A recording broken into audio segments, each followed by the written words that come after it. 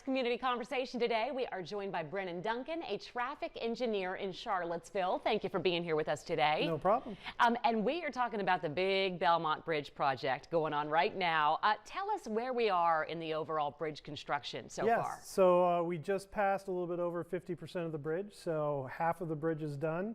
And we've finished demolition on the second half of the bridge, and we're getting ready to move into construction on that half.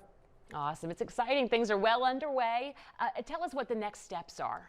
So the next steps, as I said, we're beginning the construction on the second half. That's going to lead to having to do some detours and some shutdowns on Water Street.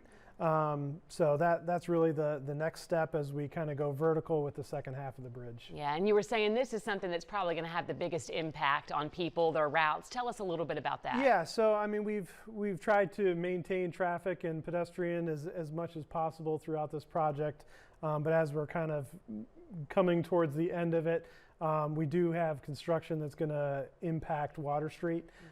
So we will be one-waying Water Street in the westbound direction, which is the direction that the transit station goes. The transit station will still remain open. Pedestrian traffic will still be there. The staging area for the transit will be cut in about half. So they'll be running the buses kind of a little bit more frequently and staging some of them closer down to the LexisNexis building. But overall, it should have minimal impacts.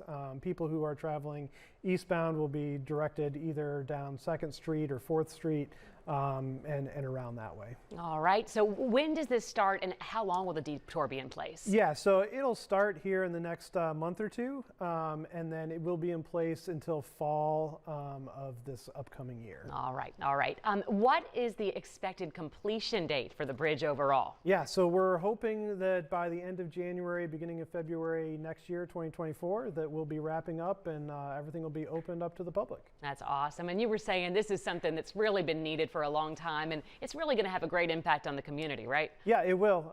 You know, there'll be wider sidewalks, more bike lanes, and hopefully minimal impacts to traffic. So it's win-win for everybody. Yeah, so it might be, you know, not so fun, some of these detours, but well worth it in the end. Well worth it in the end. Anything else you want to add before we go today? No, I think that's it. All right. Well, thank you so much for being here. Thank you. Yep, we'll have you back soon, and we will be right back.